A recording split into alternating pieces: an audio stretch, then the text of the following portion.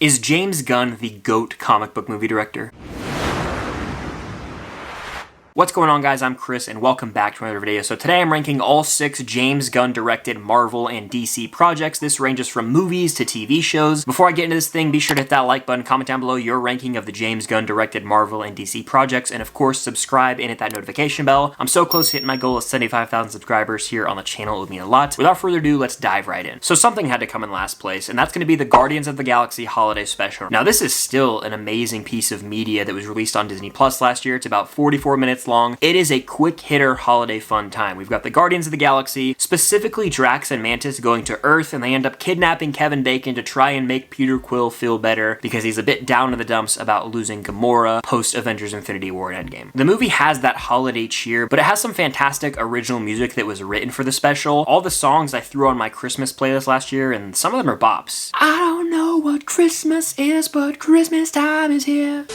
Forgive me for piercing your eardrums there, but that's just one of many bangers from the soundtrack. I think it's actually the ultimate callback in the MCU that they got Kevin Bacon to appear after all these years of this running joke. We got some more Cosmo and Kraglin here, and this actually has some important details as we head into Guardians of the Galaxy Volume 3, specifically the relationship between Mantis and Peter Quill. And of course, we got some more Yondu here, seeing a bit of this animated flashback with Star-Lord and Yondu, adding to their relationship even more, and overall, it is a very sweet holiday special that I'll be rewatching for years to come. At number 5 on my list is Peacemaker, a damn great TV show that came out on HBO Max, and what I adore about this show is it was able to take a character in Peacemaker who was pretty much a scumbag in the Suicide Squad movie, which we'll talk about later, and they really humanized him, giving us a lot of information on his backstory and his familial relationship, especially the abusive relationship he sort of had with his father, who's perhaps the biggest piece of in any DC project I've ever seen. John Cena absolutely owns this role. Like, this is career best performance type stuff. It's hilarious and has that James Gunn wit, but also delivers some really well done action in the finale especially. James Gunn and continuous takes in action scenes, match made in heaven. And in true James Gunn fashion, it has another banger of a soundtrack. You can't skip the intro to every episode because it's so impressive how they were able to choreograph that. The show's hilarious, but it also adds so much depth to this Peacemaker character, making me view him through a different lens when I go back and rewatch the Suicide Squad. It's really hard not to love the band of characters that forms over the course of this show, and I think we're gonna see them again in a future project like Waller, but I hope we get a straight up Peacemaker Season 2 at some point because we need it. At number 4 on my list is Guardians of the Galaxy Volume 2. I've talked about this movie a lot in all my recent videos, so I'll fill you in real quick. I loved it when it first came out, and then I didn't watch it for like 5 to 6 years. I rewatched it, and I completely loved it again. Now, during that 5 to 6 year period, I fell off with the movie.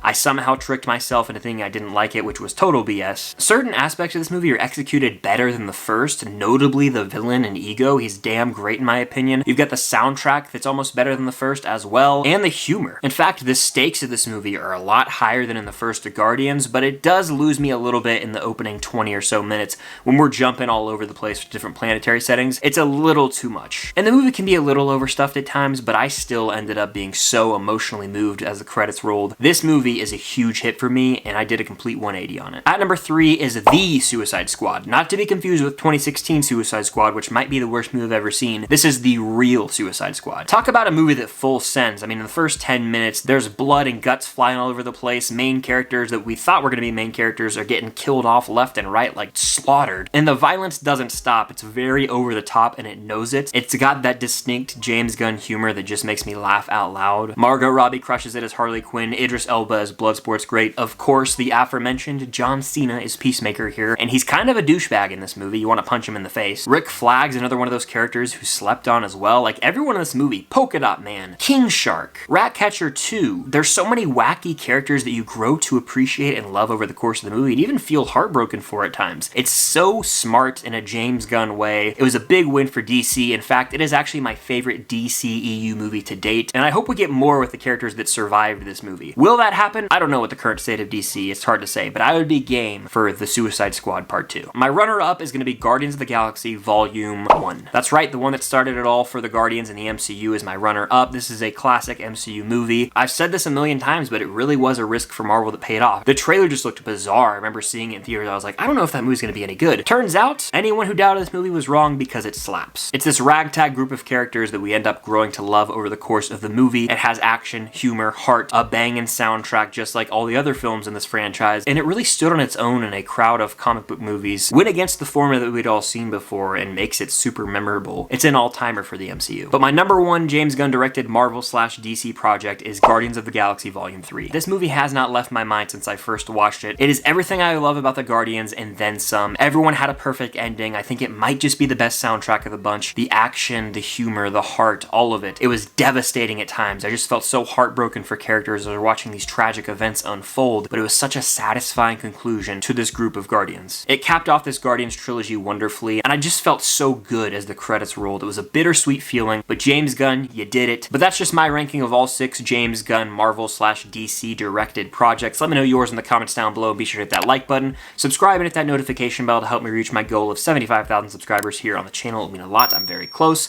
But stay tuned for more videos like this coming very soon. The month of May is loaded, so stay tuned. Summer movie season is upon us. I can't wait. Thank you guys for watching, and until next time, I'll see you guys later.